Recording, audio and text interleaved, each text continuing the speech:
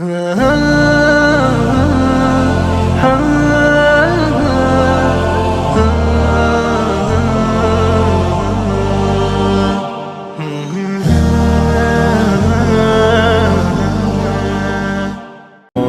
alaikum wa rahmatullahi wa barakatuh. Alhamdulillahi rabbil alameen wal aqibatul muttaqeen wa salatu wa salamu ala rasulihi Muhammadin wa ala alihi wa ala baytihi wa ashabihi wa azwajihi ajma'een. Iyyaka na'budu wa iyyaka nasta'een. Rabbi shrah li sadri wa yassir li amri wahlul 'uqdatam min lisani yafqahu qawli. Amma ba'd, a'udhu billahi minash shaitanir rajeem. Bismillahir rahmanir rahim. Dear brothers and sisters, there is a thing called human consciousness, which we know as Nafs. So what is Nafs actually? Nafs is inside of human. His anger, his love, his emotions, his lust, his desires, they are all Nafs of human. Humans should control on their Nafs and follow the command of Allah subhanahu wa ta'ala, or leave the Allah's command and follow Nafs.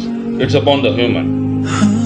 So basically, there are three types of Nafs that Allah subhanahu wa ta'ala told us in the Holy Quran. And these are stages through which one person can achieve a pure nafs free from all bad desires, all wrongness, all lust. The first one is Nafsul Ammara. Allah says in Surah Yusuf, Inna nafsal ammarata bisu. Indeed, the nafs that overwhelmingly commands a person to do sin. It is that nafs of human on whom human have no power. It is nafs unruly. Human will do whatever his nafs will command him for. He will not look for Allah's consent. He will look for his own nafs. For example, there is a bitter cold night. You or I are sleeping on our warm bed. Time of Fajr comes. We listen the muazzin saying Allahu Akbar, Allahu Akbar. As-salatu khairum minan naum. But what we do, we change the car, hold our sheet and sleep. What we did? We obeyed our nafs. Nafse ma hum taras nafse Fir'aun neist. Uraon iraon neist. Means my nafs is not smaller than the nafs of the Fir'aun. Fir'aun was obeying his nafs and was saying that I am God, na'udhu billah. However, we don't say that, but we obey our nafs too. Allah said to go to salah, and what we did? Obeyed nafs and sleep. The second line means Uraon iraon neist, that the only difference between Fir'aun and me is he had kingdoms and armies, which I don't. The second nafs is Nafsul Lawwama. Allah subhanahu wa ta'ala says in Surah Qiyamah, وَلَا أُقْسِمُ بِالنَّفْسِ اللَّوَّامَةِ. I call to witness the regretful self, the accusing voice of man's own. The Arabic word Lawwama gives sense that of resisting wrongdoing and asking Allah's forgiveness after we become conscious of wrongdoing. Means I committed a sin, but later I regret it. I am ashamed of it. Why did I do this? So I go and repent in front of Allah for my sin. This is nafs, which is fighting with evil, which is self-awareing the man that what you did is wrong. Go and repent in front of Allah subhanahu wa ta'ala. The third and the last stage of nafs is Nafsul Mutamaina, the nafs that is at peace.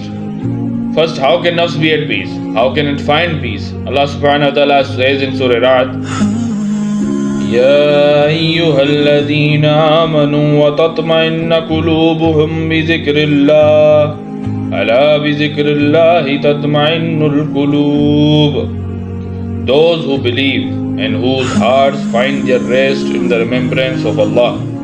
For verily in the remembrance of Allah do hearts find satisfaction. Reaching this nafs can only be achieved through remembrance of Allah. To do zikr in all alone time.